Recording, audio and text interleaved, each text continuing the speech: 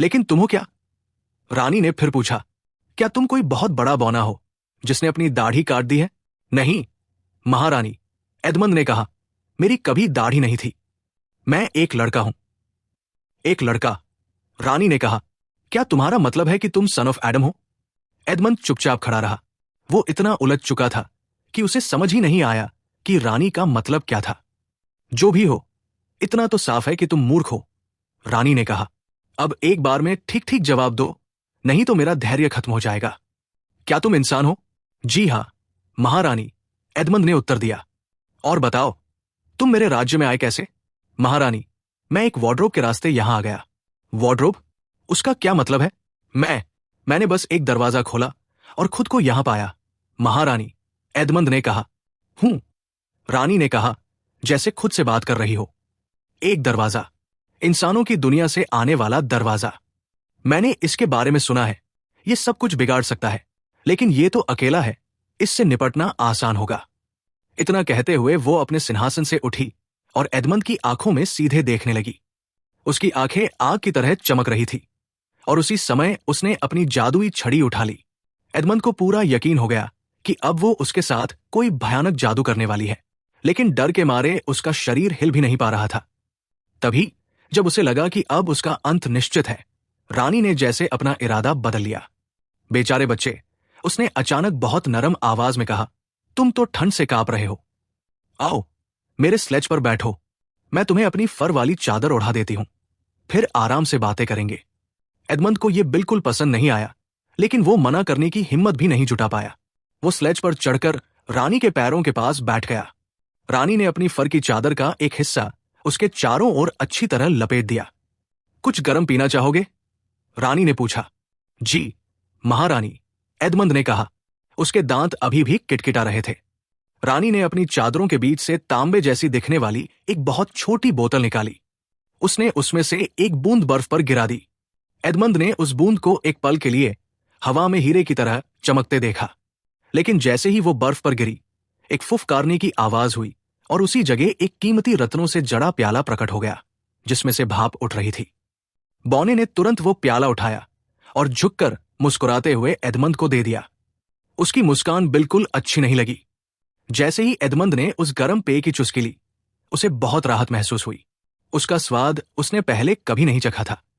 वो बेहद मीठा, झागदार और मलाईदार था, और उसकी गर्माहट उसके पैरों की उंगलियों तक पहुंच गई। सन ऑफ एडम, बिना कुछ खाए केवल पीना बहुत उबाऊ होता है, रानी ने कुछ देर बाद कहा। बताओ, तुम्हें सबसे ज्यादा क्या खाना पसंद है? Turkish delight?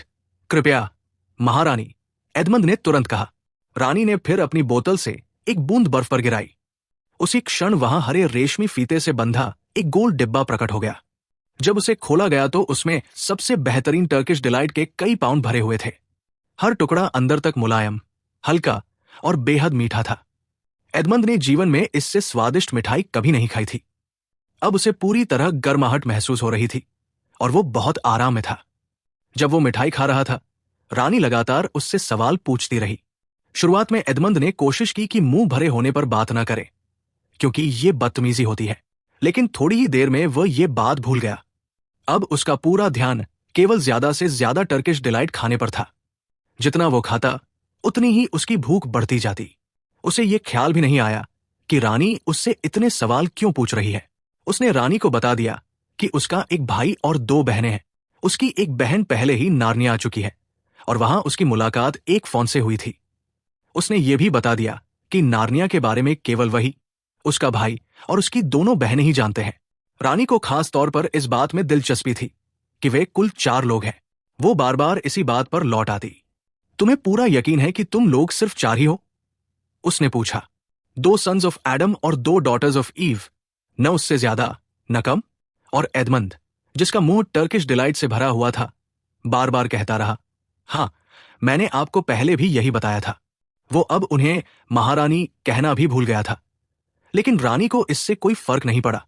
आखिरकार सारी टर्किश डिलाइट खत्म हो गई। एडमंड खाली डिब्बे को बड़ी उम्मीद से देख रहा था। वो मन ही मन चाहता था कि रानी उससे पूछे कि क्या उसे और चाहिए। रानी शायद उसके मन की बात समझ रही थी। वो जानती थी, जबकि एडमंड नहीं जानता था कि ये जादुई टर्किश डिलाइट थी। जिसने भी इसे एक बार चख लिया वो इसे बार बार खाना चाहता था। अगर उसे रोका न जाए तो वो इतना खा सकता था कि आखिरकार उसी से उसकी जान चली जाए। लेकिन रानी ने उसे और मिठाई नहीं दी। इसके बजाय उसने कहा, सन ऑफ एडम, मैं तुम्हारे भाई और तुम्हारी दोनों बहनों से मिलना चाहूंगी। क्या तुम उन्हें मेरे पास ला सकते हो? मैं कोशिश करूंगा, एडमंड ने कहा, जबकि उसकी नजर अभी भी खाली डिब्बे पर टिकी हुई थी। अगर तुम दोबारा आओ और अपने भाई बहनों को भी साथ लाओ तो मैं तुम्हें और टर्किश डिलाइट दूंगी। अभी नहीं दे सकती क्योंकि यह जादू केवल एक बार काम करता है, लेकिन मेरे महल में बात अलग होगी। हम अभी आपके घर क्यों नहीं जा सकते? एडमंड ने पूछा। जब वो पहली बार स्लेज पर बैठा था तब उसे डर था कि रानी उसे किसी अनजान जगह ले जाएगी जहां से वो कभी वापस नहीं आ सकेगा। लेकिन अब वो डर पूरी तरह भूल चुका था। मेरा महल बहुत सुंदर है, रानी ने कहा। मुझे यकीन है तुम्हें वो बहुत पसंद आएगा। वहां पूरे के पूरे कमरे टर्किश डिलाइट से भरे हुए हैं। और सबसे बड़ी बात, मेरी अपनी कोई संतान नहीं है। मैं चाहती हूं कि कोई अच्छा लड़का हो जिसे मैं एक प्रिंस की तरह पालूं और मेरे बाद वही नार्निया का किंग बने। जब तक वो प्रिंस रहेगा वो सोने का मुकुट पहनेगा और पूरे दिन टर्किश डिलाइट खाएगा। और तुम तो सबसे होशियार और सबसे सुंदर लड़के हो जिससे मैं कभी मिली हूं। मुझे लगता है कि जब तुम अपने भाई बहनों को मेरे पास लाओगे तब मैं तुम्हें अपना प्रिंस बना दूंगी। अभी क्यों नहीं? एडमंड ने पूछा। उसका चेहरा लाल हो चुका था और उसके मुंह तथा उंगलियों पर मिठाई चिपकी हुई थी। रानी चाहे जो कहे, उस समय वो न तो बहुत होशियार लग रहा था और न ही सुंदर। अगर मैं तुम्हें अभी अपने महल ले जाऊं, रानी ने कहा, तो फिर मैं तुम्हारे भाई और बहनों से कैसे मिलूंगी? मैं तुम्हारे प्यारे रिश्तेदारों से मिलना चाहती हूं। तुम प्रिंस बनोगे और बाद में किंग, ये तय है। लेकिन एक किंग के पास दरबारी और बड़े बड़े सामंत भी होने चाहिए। मैं तुम्हारे भाई को ड्यूक बना दूंगी और तुम्हारी बहनों को डचेसेस। उनमें कोई खास बात नहीं है, एडमंड ने कहा, और वैसे भी मैं उन्हें किसी और दिन भी आपके पास ला सकता हूं। अरे, लेकिन अगर तुम एक बार मेरे महल में आ गए, रानी ने कहा, तो हो सकता है कि तुम अपने भाई बहनों को पूरी तरह भूल जाओ। तुम वहां इतना आनंद उठाओगे कि उन्हें लाने की परेशानी नहीं करना चाहोगे। नहीं, अभी तुम्हें अपने देश वापस जाना होगा। फिर किसी और दिन उन्हें साथ लेकर मेरे पास आना। समझ गए? उनके बिना आने का कोई फायदा नहीं। लेकिन मुझे तो अपने देश वापस जाने का रास्ता भी नहीं पता, एडमंड ने विनती की। यह तो बहुत आसान है, रानी ने जवाब दिया। क्या तुम्हें वो लैंपोस्ट दिखाई दे रहा है? उसने अपनी जादुई छड़ी से इशारा किया। एडमंड ने मुड़कर देखा। वही लैंपोस्ट था जिसके नीचे लूसी की मुलाकात फोन से हुई थी। उसके आगे सीधा जाओ, वही वर्ल्ड ऑफ मेन का रास्ता है। और अब दूसरी तरफ देखो, उसने विपरीत दिशा में इशारा करते हुए कहा। क्या तुम्हें पेड़ों के ऊपर दो छोटी छोटी पहाड़ियां दिखाई दे रही है? शायद हाँ, एडमंड ने कहा। अच्छा, मेरा महल उन्हीं दो पहाड़ियों के बीच है। अगली बार जब आओ तो पहले लैंपोस्ट ढूंढना, फिर उन दोनों पहाड़ियों की ओर बढ़ना और जंगल के बीच से चलते हुए मेरे महल तक पहुंच जाना। लेकिन याद रखना, अपने भाई और बहनों को साथ लाना। अगर तुम अकेले आए तो शायद मुझे तुम पर बहुत गुस्सा करना पड़े। मैं पूरी कोशिश करूंगा, एडमंड ने कहा। और हां, रानी ने आगे कहा, तुम्हें उनके सामने मेरे बारे में कुछ बताने की जरूरत नहीं है। सोचो, ये राज सिर्फ हम दोनों के बीच रहे तो कितना मजा आएगा। उनके लिए इसे एक सरप्राइज रहने दो। किसी बहाने से उन्हें उन दो पहाड़ियों तक ले आना। तुम्हारे जैसा चतुर लड़का कोई ना कोई बहाना तो आसानी से सोच ही लेगा। फिर जब मेरे महल पहुंचो तो बस इतना कहना, चलो देखते हैं यहां कौन रहता है। मुझे लगता है यही सबसे अच्छा रहेगा। अगर तुम्हारी बहन की मुलाकात किसी फोन से हुई है तो हो सकता है उसने मेरे बारे में कुछ अजीब या बुरी कहानियां सुनी हो। ऐसी कहानियां जो उसे मुझसे मिलने से डरा दे। तुम तो जानते ही हो, फोन्स कुछ भी कह देते हैं। और अब कृपया कृपया, एडमंड ने अचानक कहा, क्या मुझे घर जाते समय खाने के लिए टर्किश डिलाइट का सिर्फ एक टुकड़ा नहीं मिल सकता? नहीं नहीं, रानी हंसते हुए बोली। अब तुम्हें अगली बार तक इंतजार करना होगा। इतना कहते ही उसने बौने को आगे बढ़ने का इशारा किया। स्लेज तेजी से दूर निकल गई। जाते जाते रानी ने हाथ हिलाकर आवाज लगाई, अगली बार, भूलना मत, जल्दी आना। एडमंड अभी भी दूर जाती स्लेज को देख रहा था कि तभी किसी ने उसका नाम पुकारा। मुड़कर देखा तो लूसी जंगल के दूसरे हिस्से से उसकी ओर दौड़ी चली आ रही थी। ओ एडमंड, वो खुशी से बोली, तो तुम भी अंदर आ गए। कितना अद्भुत है। और अब ठीक है, एडमंड ने बीच में ही कहा, अब मान लिया कि तुम सही थी। ये सचमुच एक जादुई वार्डरोब है। अगर चाहो तो मैं मान लेता हूं कि मुझसे गलती हुई थी। लेकिन तुम इतनी देर कहाँ थी? मैं तुम्हें हर जगह ढूंढता रहा। अगर मुझे पता होता कि तुम भी अंदर आ गए हो तो मैं तुम्हारा इंतजार करती, लूसी ने कहा।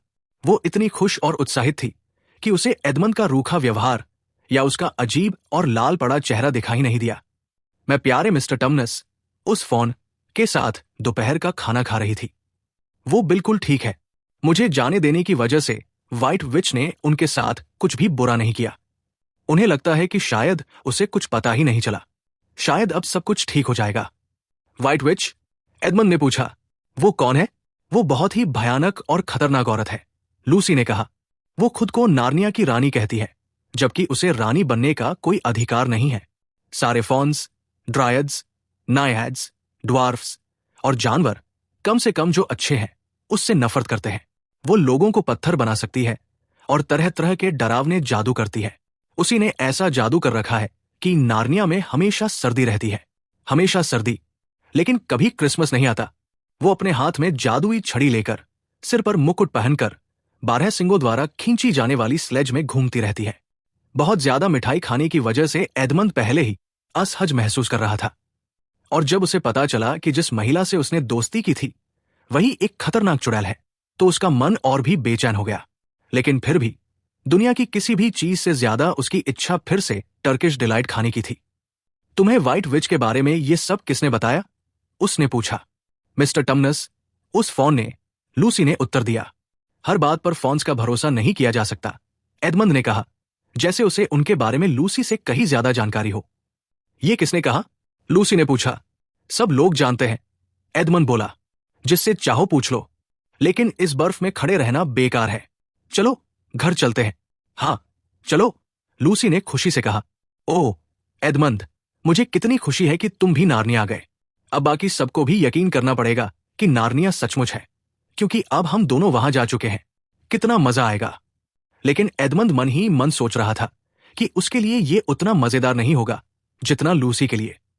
अब उसे सबके सामने मानना पड़ेगा कि लूसी सही थी। उसे पूरा यकीन था कि बाकी सब फॉन्स और जानवरों का ही साथ देंगे। लेकिन वो खुद तो पहले ही आधे से ज्यादा व्हाइट विच की तरफ झुक चुका था। उसे समझ नहीं आ रहा था कि जब सब नार्निया की बातें करेंगे तब वो क्या कहेगा और अपना राज कैसे छिपाएगा। चलते चलते वे काफी दूर निकल आए। अचानक उन्हें महसूस हुआ कि पेड़ों की शाखाओं की जगह उनके चारों ओर कोट है। अगले ही पल वे दोनों खाली कमरे में वार्डरोब के बाहर खड़े थे।